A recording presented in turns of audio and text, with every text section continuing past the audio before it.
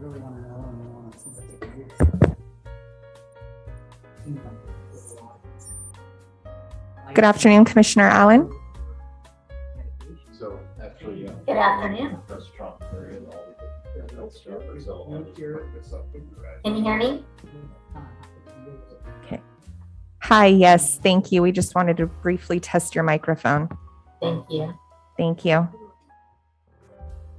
Commissioner Geyer. Thank you. I'm here. Thank you. You sound nice and clear. Good afternoon, Commissioner Freeman.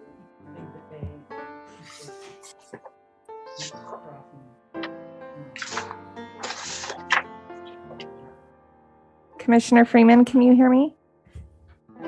I can hear you. Perfect. Thank you. You are coming in nice and clear. Good afternoon, Commissioner Sierra. Hello there. Thank you. You sound nice and clear.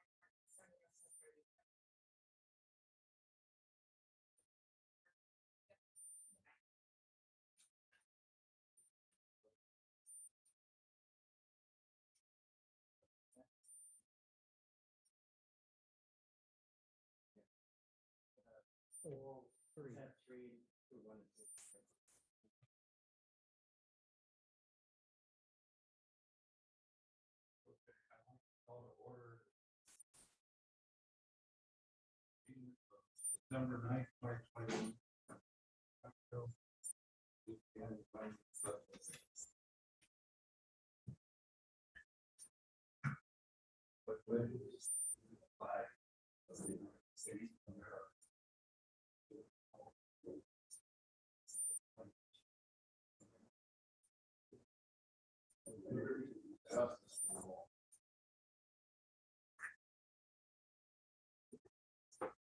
Before we get started, Chair Waterfield, here. Hey, we can't hear. I might be the only one that's remote, but I can't hear anything that's going on in the hearing room.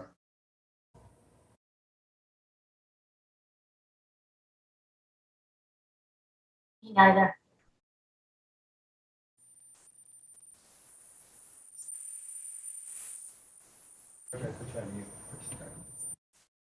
How's it now?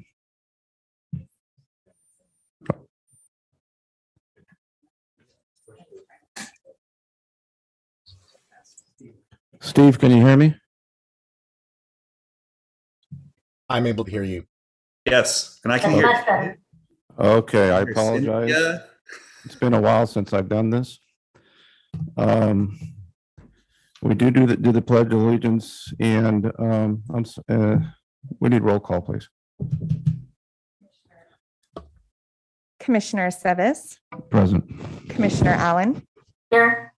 Commissioner Freeman, Here. Commissioner Guyer, Here. Commissioner Hartman, Commissioner Lavanino, Here. Commissioner Sierra, Here. Commissioner Stark, Here. Commissioner Waterfield, Commissioner Williams. Let the record reflect that Commissioners Hartman, Commissioner Waterfield, and Commissioner Williams are absent. Okay, with Chair Waterfield absent, they've asked me to step in as the Chair Pro Tem. I cannot do that with a vote, without a vote of the commission. And that'll allow me to run the meeting and also sign any appropriate documents that come out of this meeting. So is there a motion to approve that? I would so move to approve Commissioner Sevis acting as Chair Pro Tem with the attendant authority. I'll second it, Commissioner Guyer. Okay, it's been moved and seconded. May I have a roll call vote, please? Commissioner Sevis, Yes. Commissioner Freeman, Yes. Commissioner Guyer, Aye. Commissioner Hartman, Commissioner Lavanino, Aye. Commissioner Stark, Aye.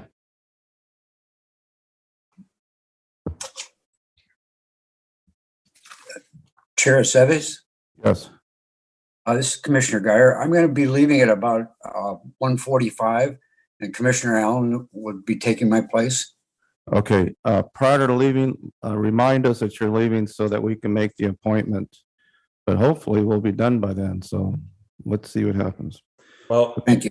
Okay. Are we done? Chair with- Sevis, Yes. I'm also leaving at 1:45, unfortunately. So I don't know. Supervisor Williams, are you my backup? I am your backup. Okay, we'll make that announcement also when that happens. Just remind us that you're leaving, or the clerk will keep an eye on that. Okay, because of item number 1 on the consent calendar, I've got to pull that to the top. Item number 1 is the government code on how we handle the hearing, and since the calendar's gone over 30 days, we have to hear that first or report that first before we can continue with the meeting. So I'm going to call for the consent calendar. I'm calling for the consent calendar. Is there anybody that wants to remove items 1 or 2 from the consent calendar? Yeah, I haven't pulled staff 3 would yet. like to pull 3. Yeah, well, we're going to pull 3, but I want to know if anybody wanted to pull 1 or 2. Okay, I see no one wants to pull that. Let's go to item 3 of the consent calendar. What's that? We should do the COVID-19 determination first. That was sort of the, Well, you want to read item 1? no, you don't have to read it, but you just take the consent calendar first. That's whether what you I'm want doing. it. I did. I'm pulling we are on the So we're consent pulling calendar. item 3, and then please, I would recommend you consider the balance of the consent calendar first. That's okay. Before we get to item 3. Correct. Okay. Thanks. May I have a motion to approve the consent calendar for items 1 and 2 only? So moved. Second. Okay. May I have a roll call vote, please? Commissioner Sevis, Yes. Commissioner Freeman, Yes. Commissioner Guyer, Aye. Commissioner Williams, Aye. Commissioner Lavanino, Aye. and Commissioner Stark. Aye. Motion passes unanimously. Okay, thank you. And that's because of the COVID-19. We have to have that on the record before we can run the meeting. Okay, item number 3 in the consent calendar. Please read. Chair Seves and members of the commission, consent calendar item number 3 is to approve the 2022 Santa Barbara Local Agency Formation Commission regular schedule of meetings, dates, and locations. And I would like to note for the record that we did have an amended schedule that was provided this afternoon and was distributed to all members, was posted on our website, and is available here in our hearing room. Great, thank you, Chair. Just to follow up, that amended schedule now places all of our meetings for 2022 in Santa Barbara. So we will not rotate between Santa Barbara and Santa Maria for the year 2022. But we will have remote access. We will continue, as long as the AB 361 is in effect, we will continue remote testimony and continue to hold Zoom meetings. Does anybody have any questions on what is happening? I had a question, Mr. Chair. Would the hearing room in Santa Maria still be a location for remote participation? Or is that going to be closed entirely? It sounds like it's going to be closed. It sounds like it's going to be closed. It's really the result of Right, because they don't staffing have, shortages. they don't have the staff, so. Yeah, but So basically remote for- participation, but it would be from Yeah, so I don't think they have the Zoom, yeah, okay, manpower to be able to thank you. take both rooms in. Any commissioners have any questions? Okay, the other issue is that if we have applicants from the North County, they'll be able to do it remotely. They don't have to come all the way to Santa Barbara. Okay, is there a motion to approve consent item number 3? I'll move it. Commissioner Guyer. Do I have a second?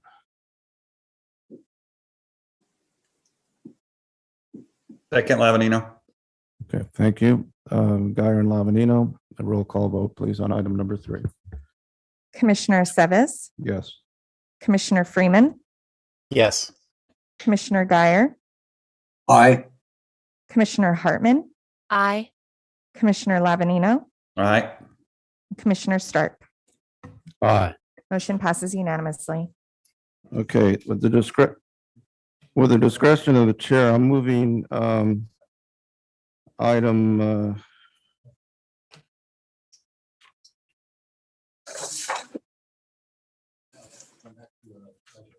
yes, what item is that? Business item 1, I'm moving to be handled at this point. We have an old friend with us, Mr. Welt. We're going to recognize his service. I'll go to the podium. And once I'm done, any commissioner would like to make a comment or roast him, it's up to you. The clerk will call on you as you raise your hand.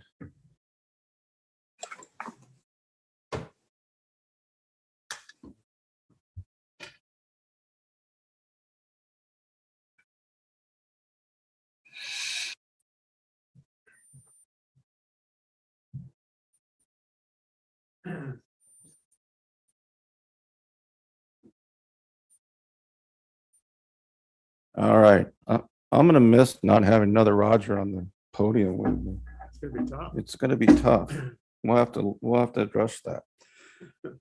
It's my honor, Roger, to present you with two certificates, one from our agency for your distinguished service and lasting contribution to LAFCO.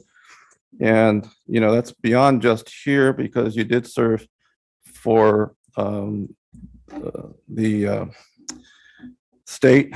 And because of that, Pamela Miller has also issued a certificate of recognition in honor and appreciation of his service and contributions as a commissioner for the Santa Barbara Local Agency Formation Commission for 11 years, and his service as chair of the commission, and in recognition for supporting his goals of LAFCO to ensure orderly growth and prevent urban sprawl, preserve agricultural open space lands, and ensure the effective provision of local services with our greatest respect for his 2 years of service on the Cal LAFCO Board of Directors.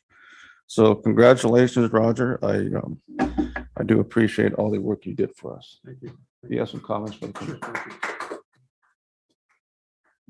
Thank you, everybody. I think most of you probably know my circumstances. I've got some family health issues that I need to deal with. My 38-year-old daughter has been diagnosed by UCLA Genetics with a terminal disease. And I need to focus and concentrate on her well-being and her care. So it's with great sadness that I had to step away. It was an honor and a privilege for me to serve with you. I have great respect for all of you. Anybody that steps up to throw their hat in the ring for a public position has my great respect. So thank you for what you're doing. And I'd like to also acknowledge staff for what they've done over the years. It's important work, and I'm proud of every one of you.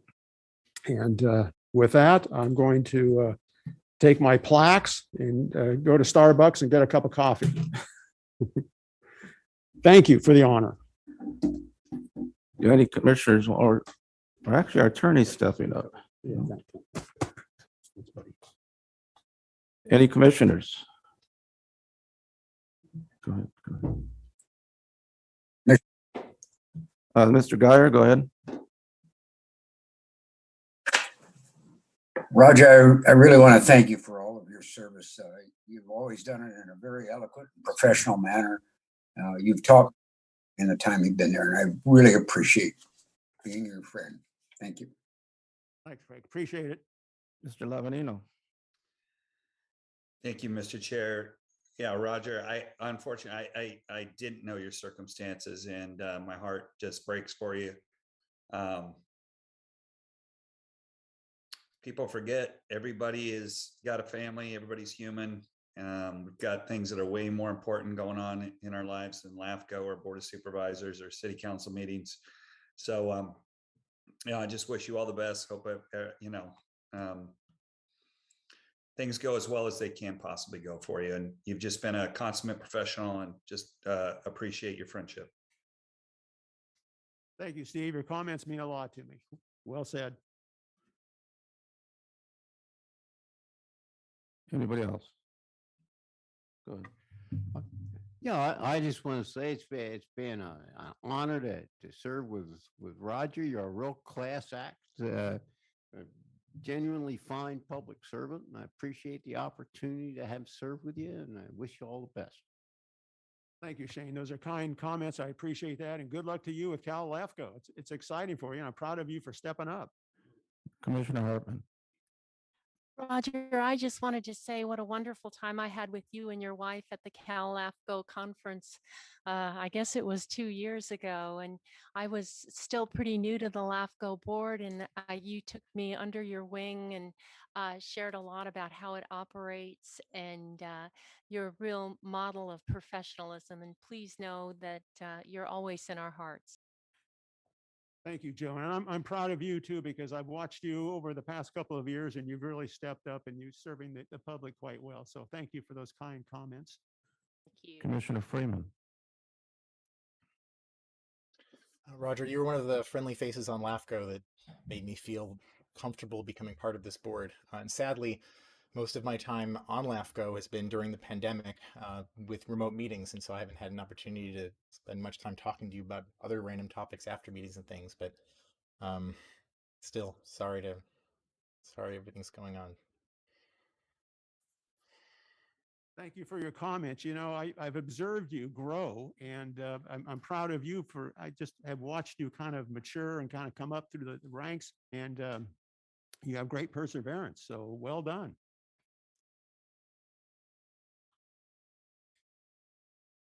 Okay, thank you very much, everybody. Thank you, Roger. God bless. All right. See you guys. Thank you.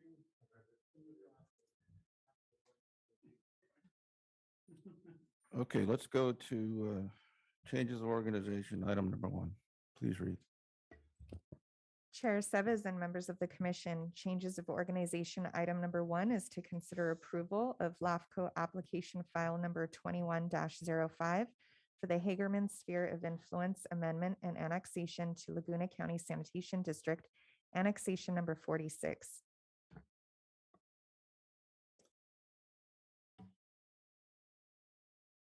Mr. Prater, go ahead. Chair, yeah, thank you, I'll come back to that. Chair, Commission. We do have a PowerPoint. If you give us a moment to get that loaded. No, page 1. Here we go. This is the all but small but mighty annexation into the Laguna County Sanitation District. See if we can.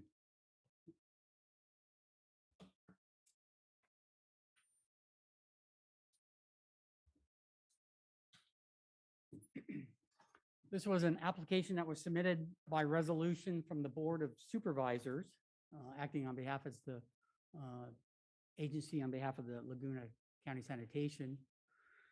This is a small 0.13 acre parcel along the western property line of Waller Park. This would add essentially a district-owned piece of property that the district was acquired for the main purposes of providing irrigation to Waller Park. It happens to be that the small parcel is just outside of the district's sphere of influence, so we'll be needing to amend that boundary as well as part of this action. Difficult to read here, but basically center of this area map is this tiny sliver. It's in the sort of northern quadrant of that. And we'll have a next slide zoom in, which is just as equally difficult to read because it's such a small parcel. But it sits just adjacent to the district boundaries, you can see, all part of Waller Park as well. Waller Park is just to the south, inside of the city of Santa Maria. And this site would be annexed to the sanitation district. The land use is recreational. As I said, it's adjacent to the city and Waller Park, which is zoned open space. There are no changes to the land use that would be proposed with this change. It would continue to be in the county under county rec zoning. As we indicated, it is outside the sphere. The last sphere was amended in 2018 when the district did an annexation and sphere amendment for another parcel. So this action would include that amendment as well. And when you amend that, we look at a number of factors, first being the planned and present land uses. And so this is part of the county's general plan as recreation, and that is consistent with that. Look at the present and probable need for the services. And in this case, the district would be providing recycled water to irrigate the property itself. The capacity and adequacy of services essentially is the park is maintained by the City Parks Division, but the district itself would fund through its capital improvement plan the placement of a tank and a pump station on this property so that they could use recycled irrigated water to irrigate part of the Waller Park property. And both Orcutt and Santa Maria are local communities that provide places of shopping and services, and so the social and economic interests are being met. And lastly is a disadvantaged unincorporated community status, and in this case, the site does not qualify under that definition, and so we're able to annex.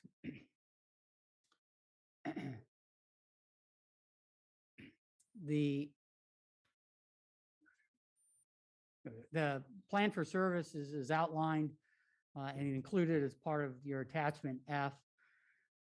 Essentially, the plan for services indicates that the governmental structures and the finances are in place.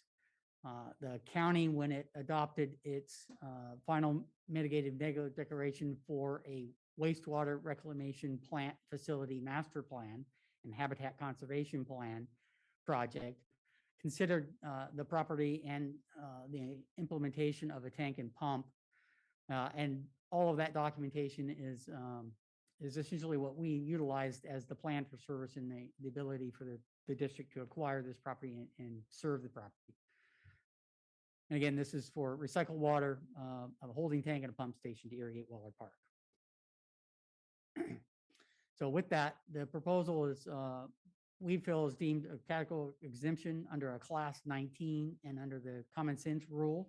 So we're asking the commission to adopt that determination as well. And since the district and the landowner are one of the same, they have consented to waiving the proceedings, the conducting authority proceedings, and so we can proceed with this annexation without that process. Finally, to conclude here, it is the logical area for the district is the best provider of the services. It represents a reasonable and logical extension of that district. So the recommendation is to adopt a resolution, including your staff report that allows for this to happen. That concludes our presentation. If there are any questions, happy to answer. Any questions for our executive director? Okay, do we have any comments from the applicant?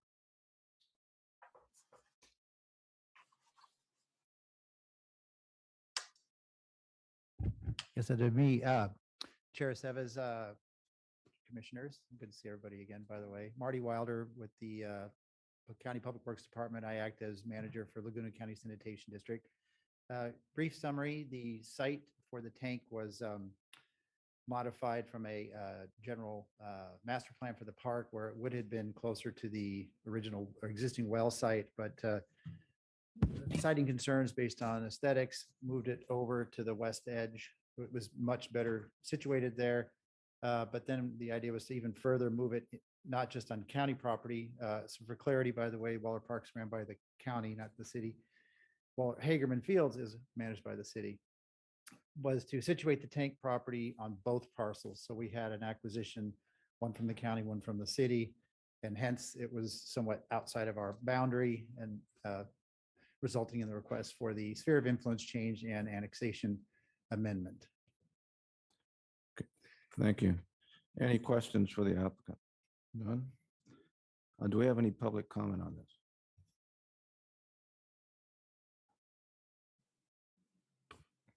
Chair Sevas, we have no request to speak on this item. Okay, thank you. So before us is one, to find the proposal exempt from CEQA.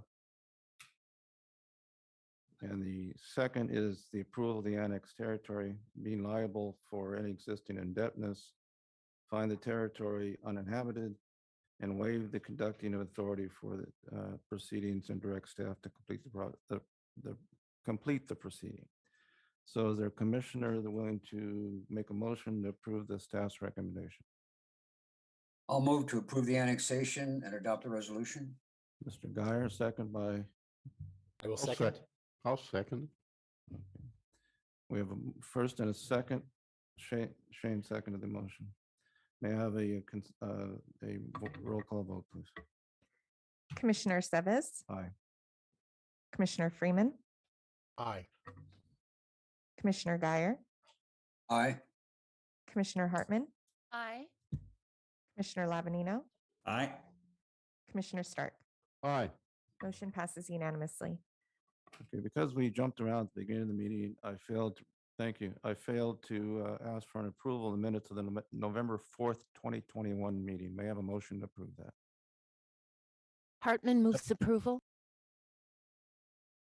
Guyer, second. Been moved and seconded. May I have a roll call vote, please? Commissioner Sevas, Aye. Commissioner Freeman, Aye. Commissioner Guyer, Aye. Commissioner Hartman, Aye. Commissioner Lavanino, Aye. Commissioner Stark. Aye. Motion passes unanimously. Thank you, everyone. We'll now move on to business item number 2. Please read. Chair Sevas and members of the commission, business item number 2 is to consider the adoption of a service and sphere of influence review for the 13 agencies that provide fire, law enforcement, crime and safety, and EMS services in Santa Barbara County. Mr. Prater. Thank you, Chair, Commissioners. We load a PowerPoint for this one as well.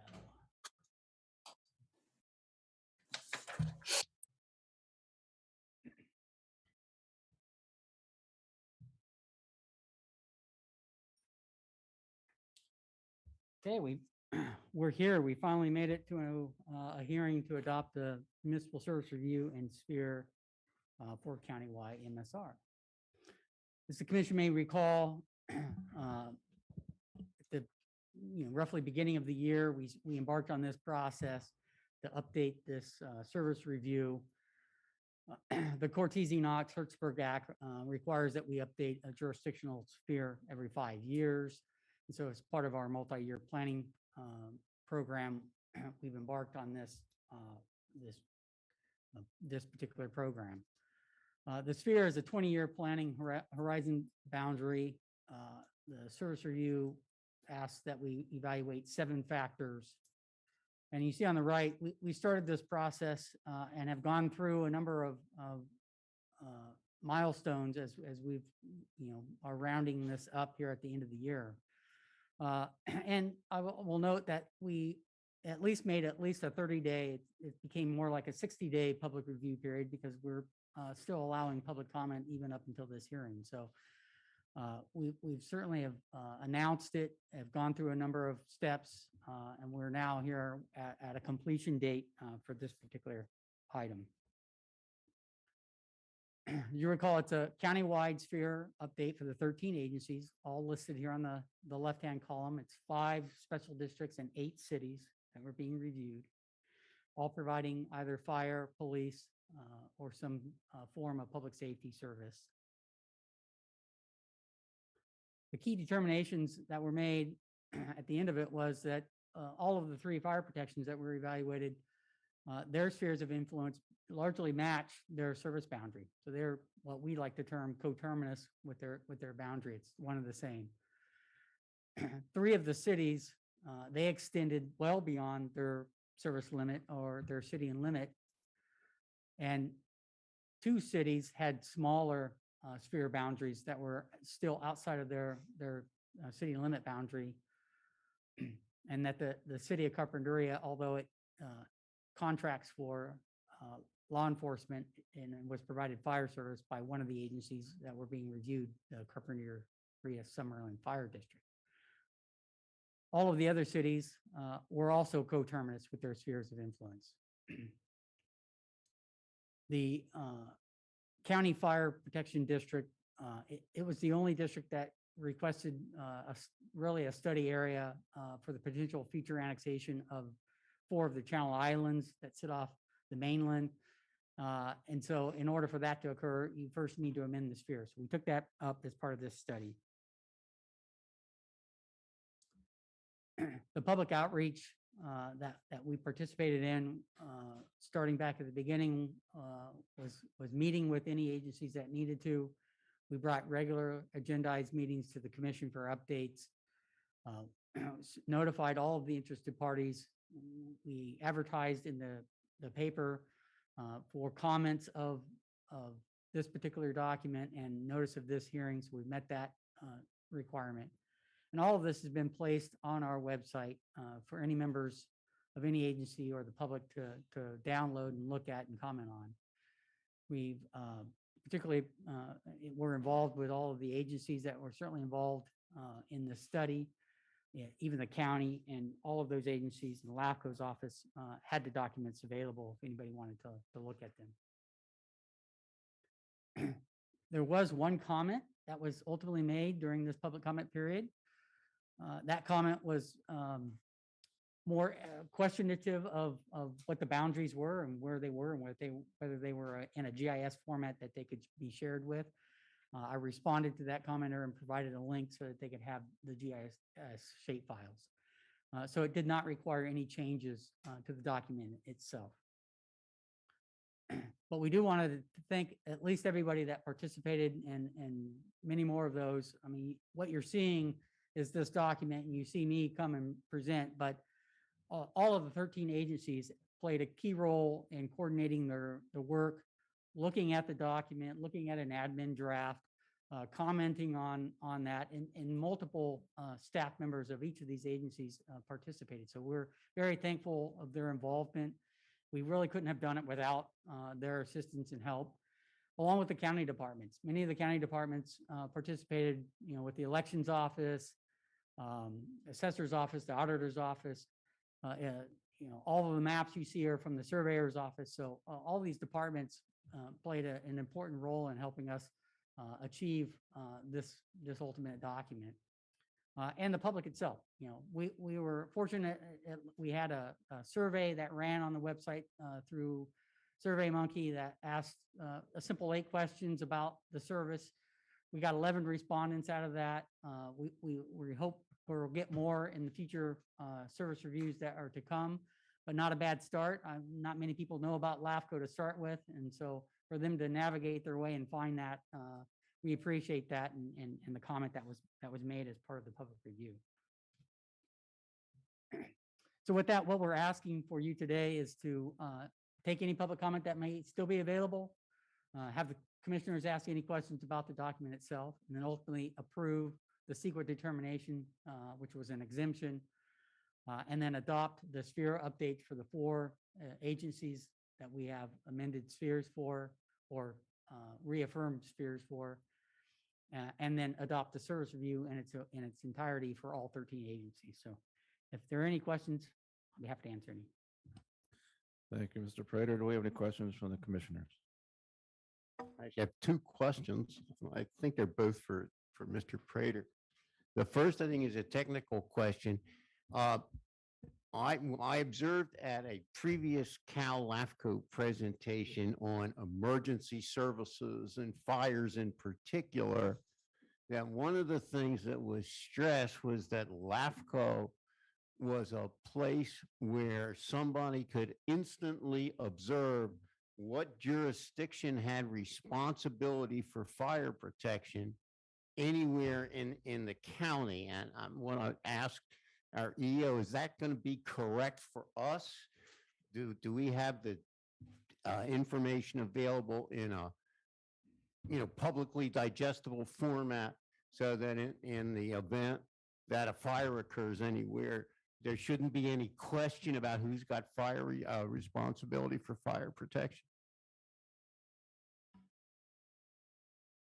I'll answer that in this way, in that through our coordinated effort with the County Public Works and the County Surveyor's Office, they manage and maintain our GIS software layers and they produce a website essentially through that, which is linked from our website, has also ran through the County Public Works Department website that allows interactive feedback for all members of the public. So you can enter in an address and pop that up and turn on a layer that shows who's the fire agency responsibility. So that is available today.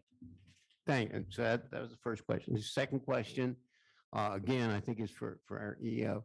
My understanding of the common sense exemption from CEQA, which is, I think, one of the things we're attempting to use, is that we have to make a determination that there is no possibility that the approval of the project will lead to any adverse or significant adverse effects on the environment.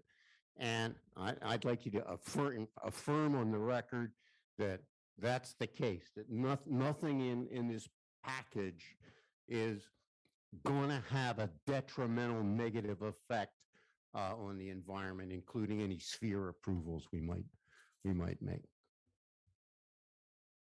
Very good question. Your statement is correct. That is the use of that exemption. And in this case, we felt that was applicable although we are amending the county fire protection district boundary to include those 4 channel islands. The boundary of the sphere in itself does not give any entitlement to develop or do anything. And so that's the crux of why we think that's an applicable use of that. And am I correct that that determination would be fact specific in this case? That generally speaking, you can't automatically use the common sense exemption just because you're approving a sphere. Is that correct? Correct. Thanks. Commissioner Freeman. I guess I should just quickly make certain because I know both Steve and Craig have to leave in just a few minutes before I start speaking for a while. Is there anything? I'm good, Jay. I'm only sad that I'm going to miss your speech, but all right. Okay.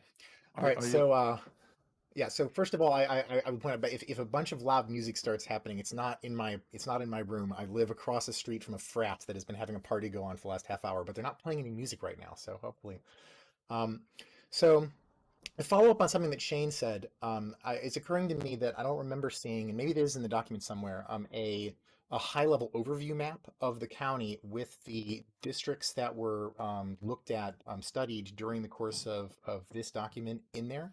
It might be for for future documents, not going for this one, but useful to have that kind of top level look of here are all the places we're studying, and then you can see them how close they are to each other. We have all the separated maps, I know, in various areas of the document, but my next thing is that and so this is actually, and I feel bad that I didn't see this a while ago, and it's both a minor point, but it's also something that I anticipate that or it's a minor thing in the document. It's not, but I imagine something that many of us are going to look at and say, oh, we should probably fix this. On page 64, Chapter 3A, Carpinteria Summerlin Fire Protection District, under the OPEB obligations and payments, it says there's a parenthetical, still need to complete this section, follow up with the district. And it's not clear to me whether, I think you might have actually completed it. But there's still a parenthetical in the document that says that like you forgot to remove that. And so I'm hoping that we still have opportunities to make minor modifications going through the course of today to address that.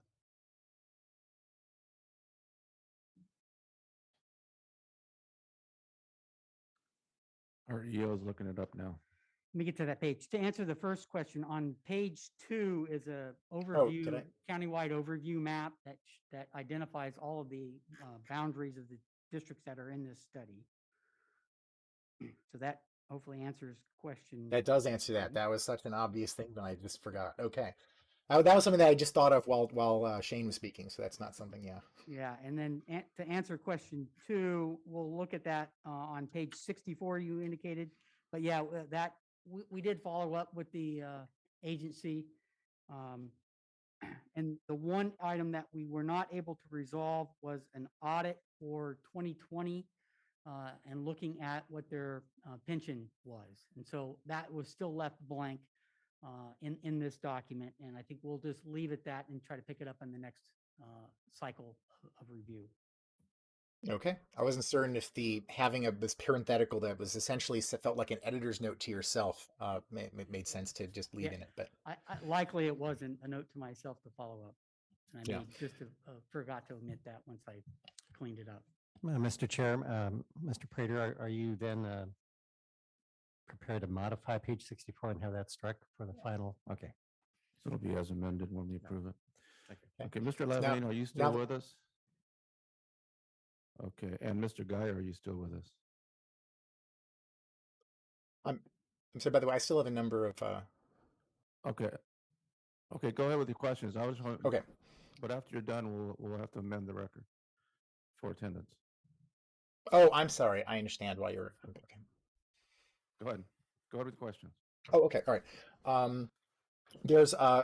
So one of the things that the document contains, which is great, are names of city council members and board members of special districts. I noticed that there are 2 that are misspelled. I don't know if these are easy changes, if we were willing to make these, but the Santa Barbara City Council member Eric Friedman is spelled in the document as Freidman, but his name is Friedman. And then Kirsten Deschler, who's on the Isla Vista Community Services District, is spelled K-I-R, but it got put in the document as K-R-I, as Kristen. On these sorts of notes, I noticed, and this is just really, this ended up being really humorous. There are three places, and this, for what it's worth, it's my district that it's on, but it's there are three places in the document that say, instead of investigation of violent crimes, it says violent investigation of crimes. Which maybe some people in our community might think is the case based upon some of the public comment that is in this document, but I assume that was not the intention. It seems like a potentially minor thing to change. And then there was one other key thing. Oh, and then I've got a question about there's a chart for the county fire district and all of the fire stations.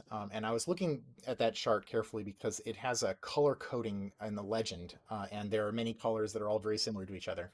And I was trying to piece apart which line was which. Maybe for if we have many more such charts in future municipal service reviews, maybe we can come up with a way of having like a dashed lines or something to help separate those lines in those cases. But as far as I could tell, the second most used fire station was Fire Station 11, and that was one of the fire stations that our MSR recommends could be sold to somebody because it's a important piece of, like, it's a valuable piece of property, such that they could then move their fire station to a more central location of Goleta, based upon you mentioned service priorities or something like that. And so I was curious to know why if I understood the chart correctly, why the second most used fire station was the one that was being recommended for that purpose. But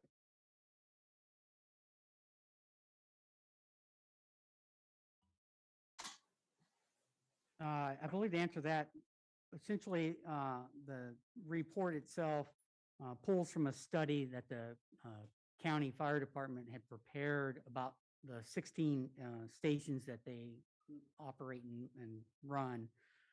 And that was the recommendation out of that study. And so I was just pulling that information forward as part of how the county fire agency sees moving forward with their recommendations. I'm not sure if they're going to make a decision to move forward with that or not, but that is something that they've been contemplating. okay, that answers my question. Thank you so very much. I'm very excited to see this new format of these documents and this process of spending, of focusing over the course of each year on these different topic areas. And this document was epic, going through and being able to see the same kind of information all put in one place. And then we're going to be able to go through, and in case of, for example, for the district that I'm on, having it appear for the parts of it that are relevant in this document and the parts that will be relevant in future documents. And so this was great. Thank you so much for all the work that you put into this. Thank you, Mr. Freeman. Anybody else? Okay, do we have any public comment on this item? Chair Sevas and members of the commission, we have no requests to speak on this item. Okay, before I call for a vote, I want to make sure that Commissioner Lavanino and Commissioner Guy are with us. I'm still here. Chair Sevas, Commissioner Lavanino has left the meeting, and in his place, Commissioner Williams will be voting. Okay, thank you. Do I have a motion from the commission to approve the staff recommendation? I'll move approval of the items listed in the agenda. I'll second it, Commissioner Guyer. Thank you. So I take that's A through D inclusive. Yes, Includes the resolution. includes the resolution. And would this then be as amended or? As amended on the page 64 parenthetical and the two name changes. Yes, the one change, Commissioner Freeman, you brought up that on the one page is as amended. And it's okay if people don't want to do it, but not change the violent investigation of crime to investigation of violent crime. I think that should be changed. I would Okay. include in my motion the misspellings that were mentioned by Commissioner Freeman, as well as changing the investigation of violent crimes to its appropriate acronym. Okay, any further discussion on the motion? Seeing none, roll call vote, please. Commissioner Seves, Aye. Commissioner Freeman, Yes. Commissioner Guyer, Aye. Commissioner Hartman, Aye. Commissioner Williams,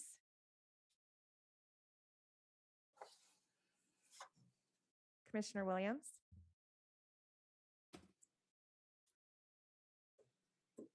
Aye. Can you hear me? yes. Commissioner Stark, Aye. motion passes unanimously.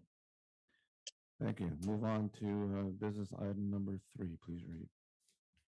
I'll be leaving, Commissioner Guyer. Okay, clerk, please report. Thank you, Mr. Guy. Chair Seves and members of the commission, business item number 3 is to consider amendments to the commissioner handbook. For the record, Mr. Guy is also leaving, so report the alternate. Yes, I would like to let the record reflect that Commissioner Allen will be voting in his place for the remainder of the meeting. Thank you, Mr. Prater. Thank you, Chair. This is amendment to the handbook in relation to Section 7 revision, which is to revise the handbook to be consistent with the court decision of San Luis Obispo versus City of Pismo Beach, which essentially removes the term indemnification from our policies.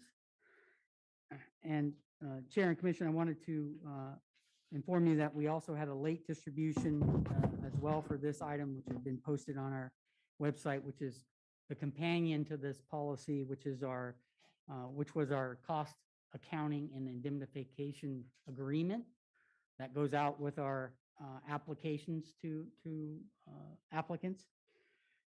That document in itself was also being amended to delete all references to the indemnification term.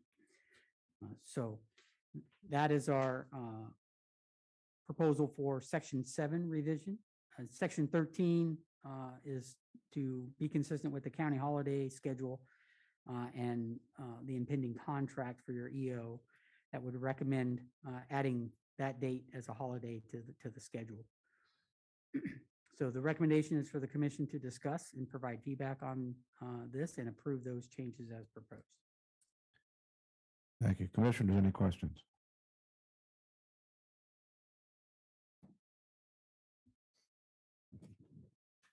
Seeing none, do we have any public comment on this item?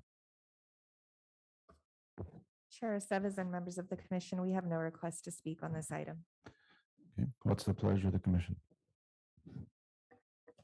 Just a comment on the proposed motion when it's made, Mr. Chair. The motion should include a staff recommendation plus the changes shown in the late distribution item from your executive officer, which pertains to the indemnification policy. Thank you. Very good. Is there a motion to approve as amended? I actually have a question. I think it's for council. I'm not sure. And that maybe it's for the EO. And the question is whether there is any possibility that in the foreseeable future that the legislature is going to address this. I'm not especially optimistic on the prospect, but if I understand it right, it's up to the legislature at this point to amend Cortese Knox so that we would be in a position where we could demand identification the corporate Right. decision precludes us from doing that. Currently, Cal LAFCO is also looking at this and trying to help coordinate that effort. But it is not on their legislative agenda for this upcoming 2022 year. So, we'll see what 2023 brings. That's my understanding as well. Okay, any other questions? Okay, may I have a motion to approve item number 3, please?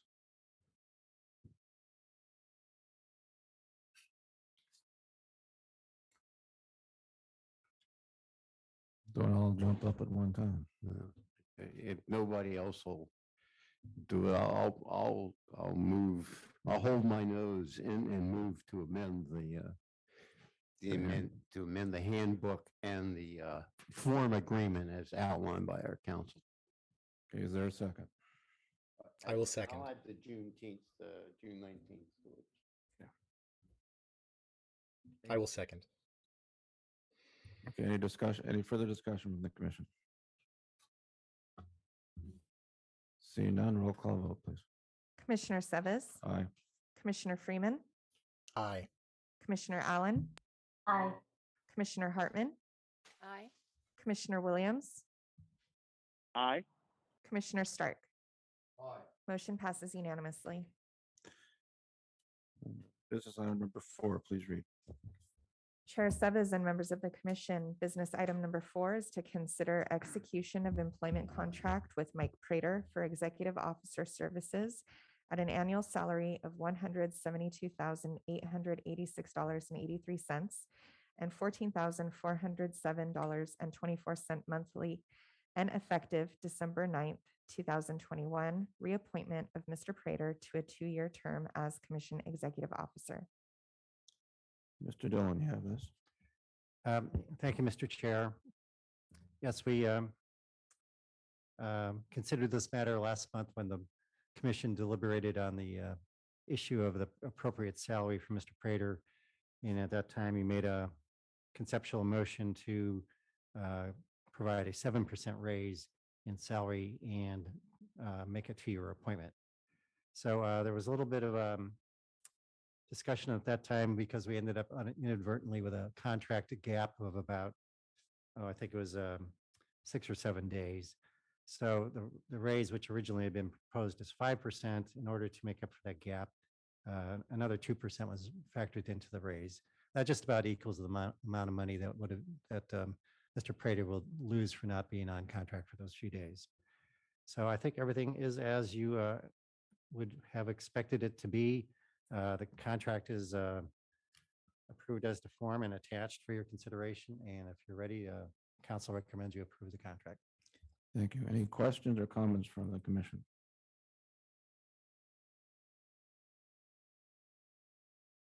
Seeing none? Any public comment on this item? Chair Seves and members of the commission, we have no request to speak on this item. Then is there a motion to approve item number 4?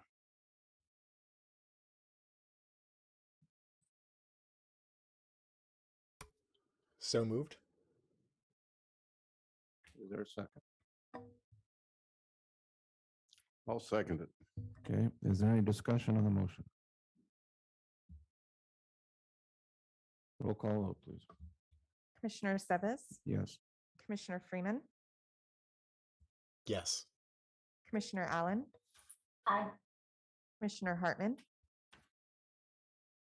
Yes. Commissioner Williams, Aye. Commissioner Stark.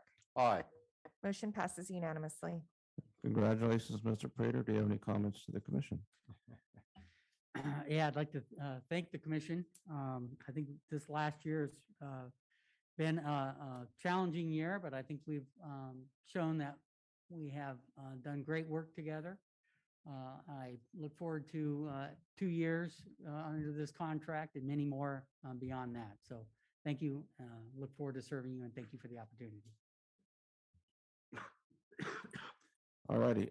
Business item number 5, I am pulling, that will be recalendared for next month. That's an engagement agreement with Bartlett, Pringer and Wolf. That'll be recalendared for next month. So we'll move now to information item number 1. Please read. Chair Sevas and members of the commission, information item number 1 is to receive and file a report on Santa Barbara LAFCO application fee schedule. Great, thank you, Chair and Commission. As the Commission is aware, our operating costs are apportioned typically by 1/3 paid by the county, 1/3 by the cities, and 1/3 by the independent special districts. We were able to augment that budget with collecting of processing fees. So I've attached the current fee schedule to this report. Santa Barbara LAFCO's fee revenue has been ranging anywhere from the 2 to 5% range cost of our budget. There are other LAFCOs that are closer to maybe 10%, 10 or 12%, just depending on where you're at. So if this commission desires to have staff look at and evaluate and return back with a recommendation to update our fee schedule, then we certainly can look at that. Obviously, the cost of any service cannot exceed any reasonable cost. And it also requires a noticed hearing if we're going to change our fee schedule. So if there's direction given to look at that and bring that back, I can bring that back. If the commission's happy with the schedule, then we'll move on. If there are any questions, I'll be happy to answer any. Any questions from the commission?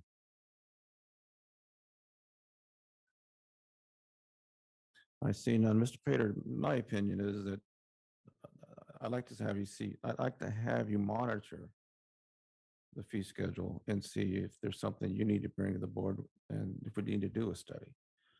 But if right now I'm hearing you don't feel we need a study, so I think we should be on top of it should that day come when we need one so we can act on it.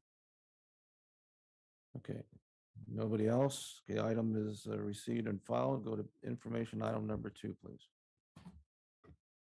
Chair Sevas and members of the commission, information item number 2 is to receive and file a report on the Cal LAFCO board meetings held on November 12th, 2021.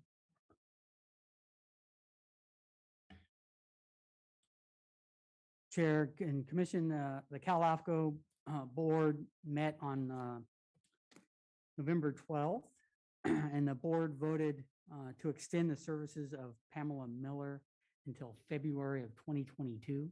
She's our executive director for Cal LAFCO. And to continue the recruitment process to find her replacement. The board also voted on 3 to co-chair or to co-sponsor and pursue 3 different legislative proposals for the year 2022. As usual, they co-sponsor the omnibus bill, which makes minor changes to the Cortese-Knox-Hertzberg Act. There's a standalone bill that would change Government Code 56133, which are out of agency service agreements. That was proposed by San Diego LAFCO. And that doesn't really affect our LAFCO all that much. It really pertains to Napa and San Bernardino County under existing agreements that were made that predates a lot of things that they're trying to clean up. And lastly, they want to co-sponsor a protest consolidation provisions, which would take all of the protest language and consolidate all that into one area that could be easily read and interpreted by all staff. And so those are the actions that they took. They also appointed our Commissioner Stark, who now sits on that board, appointed him to the awards committee. And so he now has an added duty under Cal LAFCO. So with that, I think I'll wrap that item up. And if there are any questions of the Cal LAFCO board and anything, I'll be happy to share anything. And obviously we have a sitting member and Mr. Shark can elaborate on anything further. Mr. Stark, do you want to respond to as a board member? The only thing I have to say is my pretty clear understanding is that the there have been at least one or not more than one viable candidate unearthed for the Cal LAFCO Executive Director. And the Cal LAFCO will be having a in-person meeting on January 21st, I think it is, at which they're going to interview candidates and hopefully make a selection. So that's the dominant force on it. I'd expect that our EO will make a reference to the upcoming regional roundtable, which in his remarks. Other than that, that's all I have to say. Any question from commissioners? Okay, seeing none, item number 2 is received and filed. Any report from any commissioner announcements or requests for future agenda items? Seeing none, report from the executive officer. Yeah, I have a couple of things to report. First, I wanted to report that we announced the vacancy for the public member candidacy, and that closed on December 8th at 5 o'clock. And we had received 3 candidates for that position. So I think with that, we'll continue to move forward with our ad hoc committee. And those committee members will likely receive an email from me tomorrow with those packet of candidates, their application, and an updated agenda and questionnaire that we might put together for each candidate. And we tentatively will have that scheduled for a meeting on December 17th, the ad hoc committee. That'll be in Santa Barbara at likely 1 o'clock. Interviews starting shortly thereafter for that. The next announcement I would make is that, as Commissioner Stark had indicated, Cal LAFCO is holding a coastal roundtable virtual meeting. This was sent out to the commissioners. This is occurring on December 15th. Your executive officer will participate via Zoom as well, but all of the commissioners, this is a free event that you can log on to and participate in. This is the normal regional roundtable that would have been held during their conference. But since the conference got canceled, they're now going to hold that virtually. And a tentative agenda has been sent out. It doesn't look like any changes are going to occur to that. Looking at what's kind of going on within our the coastal region and what's happening. So I encourage anybody to also join in on that. If you need any additional information or that link to be resent, I can send that back out. And lastly, I forgot to mention as part of the Cal LAFCO board item, we did have a new appointment of a coastal region deputy executive officer. This is from Napa LAFCO. Her name is Dawn Middleman Longoria. She's the analyst there, has held many titles in her day and is a good fit to continue on in replacing of Martha Bayotos from San Mateo LAFCO. So that is our representation. So I think with that, I'll just wish everybody a happy holiday and a new year and look forward to seeing everybody in 2022. Okay, with any questions from the commission to the executive officer? I actually have one very quick question. Maybe it's more for council. Just to confirm, in the unlikely event that there's more than 4 LAFCO commissioners that want to attend the roundtable, is my understanding is that's just the same as if it was a conference that was put on for LAFCO and there's an exception for the Brown Act that allows commissioners to attend so long as they don't talk about specific business items. Is that basically correct? Mr. Chair, Commissioner Stark, yeah, that is a fair statement, I think, about Brown Act requirements. And I guess the last observation, just in the spirit of a happy holidays, I think it's very interesting that that coastal region seems to be centered around Napa County, which is unaccountable for any reason other than the quality of its wine. So I don't know how they allocate their regions, but we're in with Napa. They're in with us, yeah. Okay, any other commissioners? None? Okay, see no further comments. This meeting is adjourned to January 6th, 2022 in Santa Barbara. Happy holidays, everybody.